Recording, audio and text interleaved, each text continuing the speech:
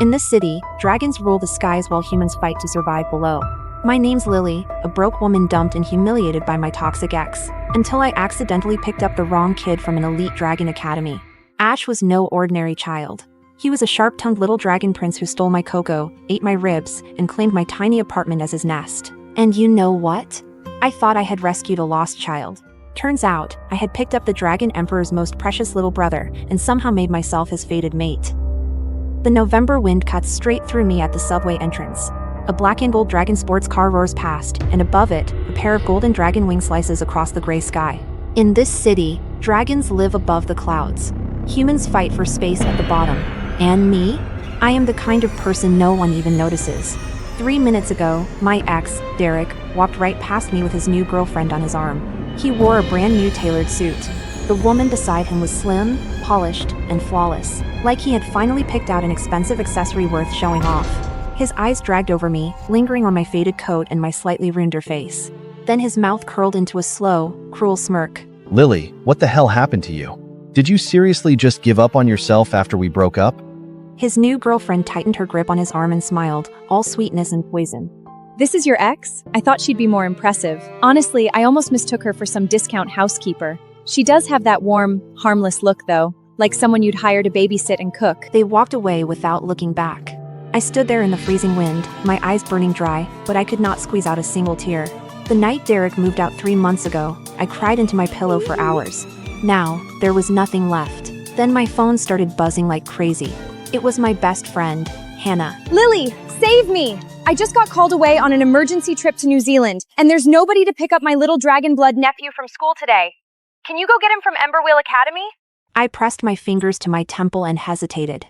What nephew? He's from my husband's side, dragon blood family. He's been staying with us for a while. You know I married into a dragon blood clan, and they've got tons of kids who get sent around to different relatives. This one has a sharp tongue and a terrible attitude, but he's soft underneath. I'm sending you his photo now. I looked at the photo she sent. It was so blurry that all I could make out was a golden blur of hair. I looked up just in time to see Derek and his girlfriend disappear around the corner. Then I shoved my hand into my pocket and felt the apartment key he had returned to me last week. That was enough.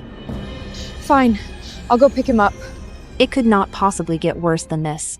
Embervale Academy's front gate was lined with custom luxury cars. After-school pickup looked less like school pickup and more like an elite auto show. I stood there in my old puffer jacket, squeezed between sharp-suited nannies and stone-faced butlers, clutching a gas station hot cocoa and sticking out like I had wandered into the wrong world. The bell rang, and a wave of golden-haired, golden-eyed kids poured out through the gate. I squinted at the blurry photo on my phone and felt my hope slowly dying.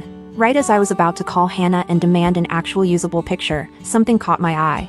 Down a dim side alley, a little boy stood alone against the wall. Short golden hair, bright gold-slit pupils, a black training bag on his back. His face was almost unnervingly pretty, like a porcelain doll from some luxury magazine. But there was no driver waiting for him. No nanny. No butler. No one coming to take his hand. His little fingers were red from the cold, wrapped tightly around the straps of his bag. His expression was so calm it made my chest hurt. It was the kind of calm that belonged to a child who had learned too early that no one was coming. I walked over quickly and crouched down in front of him. Hey there, you're Hannah's nephew, right? I'm here to take you home. The boy slowly lifted his eyes. Those golden-slit pupils were ice cold. I don't know you. Then he turned and walked away. I hurried after him and caught the strap of his bag. Wait, it's freezing out here. I'm not leaving you alone. He stopped dead and spun around, glaring at me like a cornered little animal. You're all the same. First you ask who I am, then you ask how much I'm worth. Let go! His words hit me hard, and for a second, I did not know what to say. So I said nothing. I just took the hot cocoa from my hands and pressed it into his freezing ones. Fine, I won't ask anything, little cranky. Just hold this. Warm your hands. If it tastes awful, you can insult it all you want. The little boy stared at the cup for a long moment, looking like he was fighting some serious internal war. Then he finally sneaked a tiny sip. His ears turned pink. It's too sweet. I could not help laughing. Then I gently took his hand in mine. This time, he did not pull away. Back at my tiny apartment, the little guy stood in the entryway and slowly looked the place over, his eyes landing on the window frame I had patched with tape. You're really poor, aren't you? Thanks. I really needed to hear that today. He seemed to realize he had said something wrong. His lips moved like he wanted to take it back, but nothing came out. I went into the kitchen and got to work. braised beef short ribs, garlic mashed potatoes, and hot chicken soup. When the smell started filling the apartment, I looked over and found him standing in the kitchen doorway without me even noticing, his golden eyes fixed on the pot like he had been hypnotized. I piled the 2 biggest ribs into his bowl. While he was buried in his food, 2 tiny pale gold dragon horns quietly poked through his hair. I could not resist and gave one a gentle tap. He jerked his head up like a startled hamster. Don't touch my horns! Okay. I won't touch the royal horns again, you cranky little prince. After dinner, we curled up on the couch to watch cartoons. He claimed the far end of the sofa, acting like he had no interest in getting comfortable. But every time I looked at the screen, his hand darted out to steal a piece of fruit from the bowl. Then he snapped right back to his corner, pretending nothing had happened. I bit back a laugh and pretended not to notice. For the first time all day, things almost felt easy. Then Derek sent me a voice message. I tapped play before I could talk myself out of it, and his voice filled the room. Lily, the way you looked at that subway entrance today, honestly, you need a wake-up call. You used to at least try to look put together. Now you look like you've completely fallen apart. Stop lying to yourself. You were never the kind of woman who belonged anywhere near the top. The smile faded from my face. I did not even notice the little guy had scooted closer until I saw him staring at my phone. His face was far too serious for a child his age. He stayed quiet for a while before he spoke. Does he always talk to you like that? It's grown-up stuff, not your problem. He frowned hard, and his voice went flat and cold. He's wrong. You're not what he says you are. You could have left me at that school and walked away. You didn't. My nose started to sting. That's sweet of you, little cranky. But you don't get it. People like him look at people like me and they already decide what we're worth. He sat up straight and cut me off. I get it. I've been around a lot of adults. I can tell when someone actually cares and when they just want something from me. My brother can tell too. Besides, I'm not cranky. I have a name. Ash. Got it, Ash. Wait, your brother? He lifted his chin, and the pride in his voice was impossible to hide. My brother is incredible. He never falls for a pretty face, and he can spot someone scheming from a mile away. He has the best judgment of anyone. The look on his face, completely serious while he hyped up his brother, made me laugh. He sounds like a pretty remarkable dragon. Someone like me. I'm sure he wouldn't even give me a second look. The little guy bristled immediately. That is not true! I reached over and ruffled his hair. Relax. I know your brother has the best taste in the world. But he and I are from completely different worlds. Different worlds? We'll see about that once he gets here. His voice was so low it was almost swallowed by the cartoon playing on TV. I did not catch a word of it. But the tip of his tail flicked once, and something stubborn flashed in those golden eyes, like he had just made a quiet decision no one else was supposed to hear. The next evening, Ash had been acting strange all day. He sat on my couch hugging a throw pillow while cartoons played on the TV, but he clearly was not watching a single second of them. Every few minutes, his eyes drifted toward the balcony. At some point, he secretly pulled out that black and gold calm watch, turned his back to me, and made a call like he was planning a tiny royal escape. Hey, where are you right now? Yeah, I'm out, and made a call, and like he was planning, I'll send you royal escape. Come pick me up, I'll send you the address. Stop asking questions and just come. He hung up fast, like he was afraid one more question would blow his cover. I poked my head out of the kitchen. Who was that? Ash tucked the watch behind his back and lifted his chin, trying very hard to look casual. My brother. He's coming to pick me up in half an hour. Something hollow settled in my chest. I had known from the start that he was not mine to keep. Still, hearing that he was going home stung more than I expected. That's good. I'll feel better once your brother gets here. Ash looked at me from the corner of his eye. He opened his mouth like he wanted to say something, then only let out a quiet, grumpy little huff. The truth was, he did not want to go back to that cold dragon estate at all. My couch was not fancy. The rug was old. The kitchen was barely big enough for one person to turn around in. But here, there was hot cocoa, braised ribs, and someone who wrapped a scarf around his frozen hands without asking who he was or what he was worth. He liked it here. More than that, he wanted his brother to see it too. He wanted his brother to see the woman who had been talked into believing she was worthless, and he wanted him to see how wrong that was. Half an hour passed fast. Ash jumped off the couch and rushed to the balcony, yanking the curtain aside. His eyes lit up at once. He's here. I looked out before I could stop myself. At the far edge of the evening skyline, a blazing streak of gold tore through the clouds at an impossible speed, shooting straight toward my rundown apartment building. It came closer and closer, like a burning star falling out of the sky, carrying a pressure that made it hard to breathe. Then it crashed into the empty lot below with a thunderous boom. The light faded. A tall man stood in the cold evening air after the rain. His long black coat billowed in the wind, and his gold hair burned like fire in the fading light. He looked up once, and I took half a step back before I even realized it. This was not the presence of some ordinary rich man. This was someone born above everyone else. Someone the world had learned to bow to. I froze at the window, my heart pounding hard in my chest. That's your brother? Ash lifted his chin, pride written all over his face. Yeah. I panicked completely. I looked down at my baggy old sweater, then at the messy living room around me. You go down by yourself. Just tell him I'm not here. This place is a mess, and I'm not even wearing makeup. Your brother is obviously not a regular person. I don't want him seeing me like this. Ash immediately scowled and grabbed my sleeve. No way! Ash, come on. He came for you, not for me. Ash's voice went quiet and serious. Why do you always act like you're not allowed to be seen? I froze. He looked up at me, his gold eyes bright and stubborn. You came for me. You fed me. You never tried to use me. You have nothing to be ashamed of, so stop trying to hide. I could not find a single word to say. Then the doorbell rang. Ash let go of my sleeve and ran for the door. But right before he opened it, he looked back at me one more time, with a small, satisfied gleam in his eyes. He had said he was only calling his brother to pick him up. But in that moment, I had a strong feeling this little dragon had been scheming from the start. The lock clicked. I stood frozen in the middle of the living room, twisting the hem of my old sweater between my fingers until the fabric nearly stretched out of shape. The door swung open. Framed by the harsh white hallway light, a tall man stepped out of the dark and into my apartment. The force of his presence hit me before he said a word, and without meaning to, I found myself breathing more quietly. He was so much taller than he had looked from the balcony. His brilliant gold hair was damp from the rain, catching the light in soft waves. His features were sharp, flawless, almost too perfect to be real, but it was his eyes that made me go still. Dark gold slit pupils, cold and commanding, carrying the quiet authority of someone who had never once needed to ask for power. His voice was low and magnetic. Ash. Then his gaze shifted. Without pausing, it moved past the little dragon and landed directly on me. The second those dark gold eyes locked onto my face, his entire body went still. Not with contempt. Not with the cold, judgmental stare I had been bracing for. It was something far more dangerous. Something closer to shock, like the ground had shifted beneath him and he had not been prepared for it.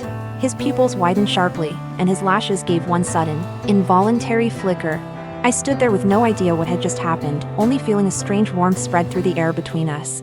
Ash's eyes went wide, like he was watching something huge unfold right in front of him. Because in his dragon sight, the aura around his always cold, always untouchable brother had started to blaze. Pure, radiant gold light rolled off him in silent waves. This was not ordinary dragon breath. This was the ancient bond signal, the one dragon blood gave off from deep inside the body when a dragon came face to face with his destined mate. It was completely involuntary. Impossible to fake. Impossible to hide.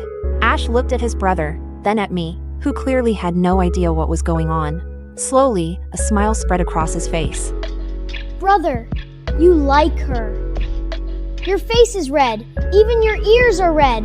The man's gaze cut sharply toward Ash, and the golden glow around him vanished at once. No, I don't. It's just warm in here.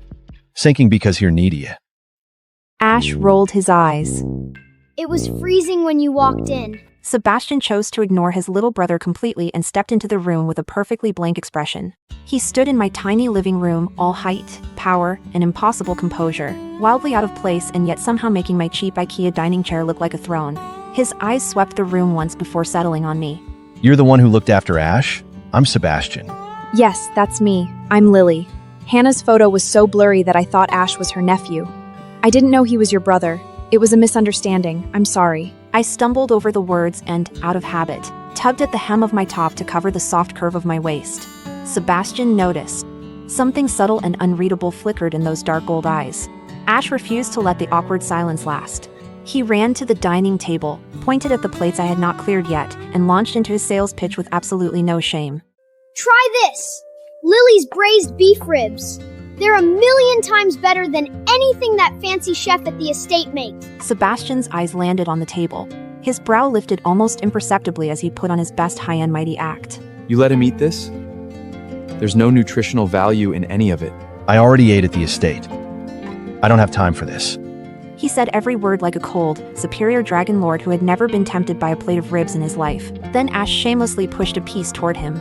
Sebastian looked at the rib, then at me standing there awkwardly, and his body betrayed him completely.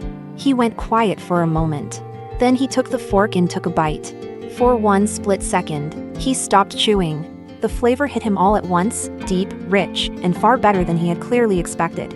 Under Ash's deeply smug stare, the cold and untouchable dragon lord made no move to slow down. Elegant as ever, he reached for a second piece. 2 minutes later, Sebastian had finished the entire plate of braised ribs without showing a single readable emotion. He had also quietly eaten most of the garlic mashed potatoes on the side. Ash sat across from him with the most smug, told you so expression a child's face could possibly hold. I thought you said you weren't hungry. Sebastian folded his napkin with perfect composure, let his gaze drift slightly to one side, and kept his voice carefully even. I said I had already eaten. That does not mean I cannot eat. Besides, wasting food is unnecessary. Right. But you waste the French chef's food at the estate all the time. Funny how you suddenly care about waste when it's Lily's cooking. Their back and forth made me laugh before I could stop myself. The sound pulled Sebastian's eyes back to me. I suddenly felt self-conscious and held out a napkin. You've got a little sauce? Right there at the corner of your mouth? He took the napkin. His warm fingertips brushed the back of my hand for barely a second, but my heart reacted like something had gone completely wrong with it. Sebastian cleared his throat, looked away, and the tips of his very handsome ears flushed red. Then came the tug-of-war over whether they were actually leaving. Sebastian stood up, his composure firmly back in place. Ash, we're going back to the estate. You have class tomorrow. Ash wrapped himself around the back of the couch like a koala and launched into full protest mode. I'm not going. Tomorrow is Saturday. This place is 100 times better than that freezing estate. He was shameless about it, making a scene while shooting meaningful looks at Sebastian the entire time. Because through that obvious mate bond reaction, Ash had already figured out that his brother did not actually want to leave either. The Dragon King sat back down, still pretending to be the firm older brother, but the effort behind it was painfully weak. Ash was not about to let him get away with it. Brother, if you don't want to leave, just say so. Stop putting on a whole show. Sebastian's expression went through several very interesting stages. After a long silence, he spoke with great, deliberate calm. It's late.